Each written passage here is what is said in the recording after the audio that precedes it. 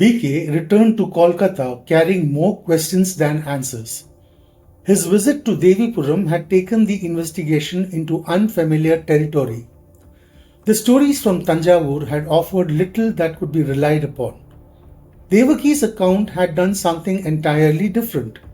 It had raised questions that neither evidence nor logic could answer. Yet, somewhere between the two, BK knew the investigation had moved forward. It was well past midnight when he reached the guest house. Before turning on for the night, he sent a message asking ST, Maya and Rakesh to report the next morning. Exhaustion soon overtook him, but sleep could not erase Devipuram from his mind. The temple, its silence and the questions that still remained unanswered stayed with him long after the journey had ended.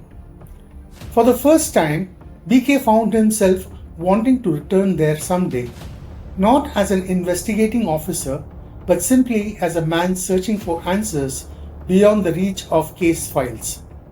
The next morning, the team gathered in BK's room. BK walked them through everything he had learned during the visit. The stories from Tanjavur had collapsed under their own contradictions. Devipuram had offered no evidence either.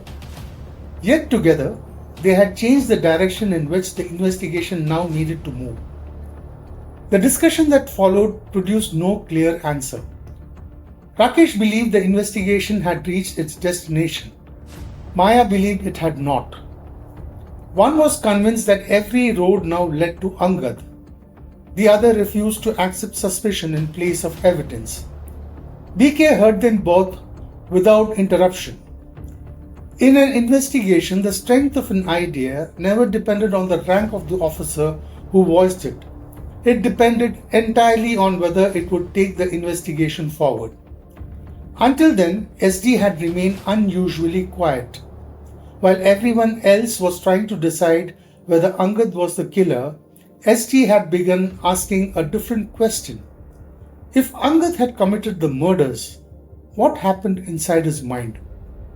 When BK finally turned to him, SD laid out a simple proposal. Instead of questioning Angad again, they should take him back to every place connected with the murders. They would ask very little and observe much more. Every place could awaken a memory. Every memory might reveal something that no interrogation ever could. The room fell silent. The investigation had spent months searching for evidence. SD was asking them to begin studying behavior. He wasn't finished. If they truly wanted to understand Angad, they might eventually have to recreate the circumstances that had once turned him into a killer. The proposal sounded difficult. It sounded uncertain. But as the discussion continued, one thing became increasingly clear. Nobody had a better way forward.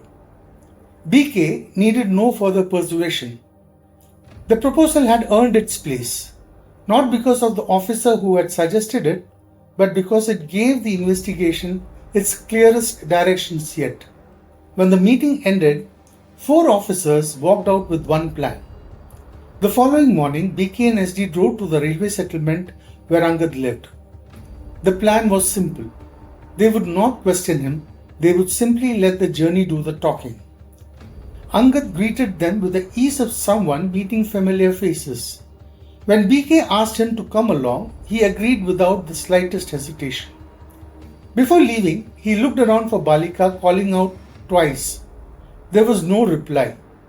After waiting for a few moments, he quietly joined them. Their first stop was the park.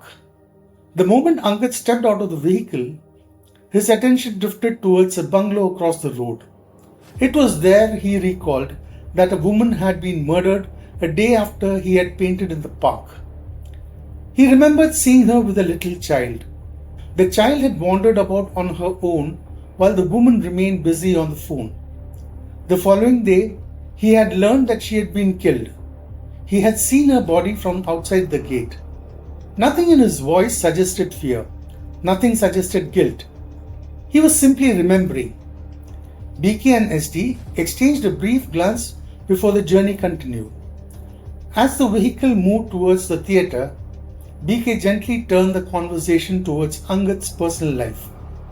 The questions appeared casual. Angad answered them just as casually. Every response was noted. Every pause found its place in the silence that followed. The theatre awakened another memory. This time, it was not the murder that came back to him. It was Balika. He remembered seeing her there for the first time with Gudia. He remembered the confusion surrounding them that day. He remembered the child, and then, with quiet sadness, he spoke about her death. He wondered who could have killed her. He wondered why the case had never reached its end. More than anything else, he spoke about Balika and the loneliness she must be now living with. BK listened without interrupting. The murders had brought Angad back to these places, but the places were leading him somewhere else.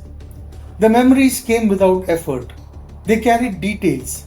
They carried emotion. Yet they refused to travel in the direction the investigation expected. For the first time, BK began to sense that the journey itself was becoming the investigation.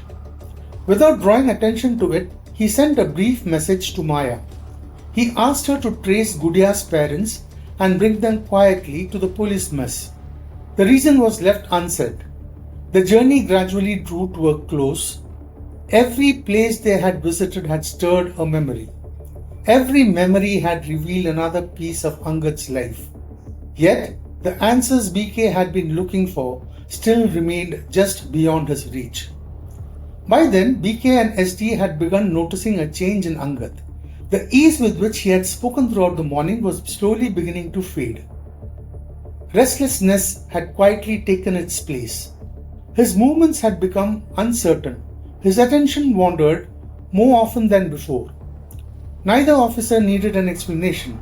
Without a word, both looked away.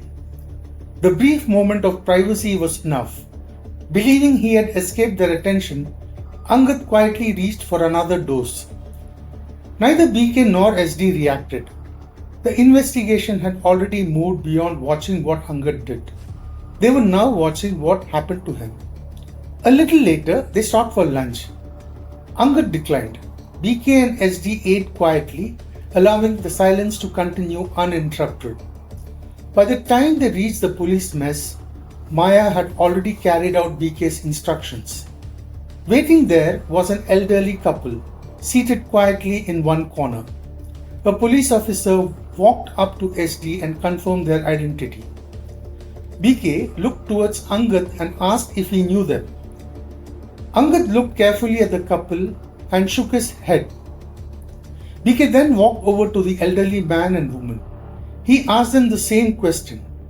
Neither recognized Angad. That was all BK needed. He thanked them and asked the officers to arrange for them to be taken home. Only then did Angad, unable to contain his curiosity any longer, ask who they were. BK waited for a moment before answering. He said they were Keshav, Parihar and Radha, Gudia's parents. The words struck Angad like a bolt from nowhere. The color drained from his face. For a few long moments, he simply stared. The journey that had begun as an experiment had reached its first destination. The investigation had not found its answers, but it had found something far more valuable. A question that demanded to be answered.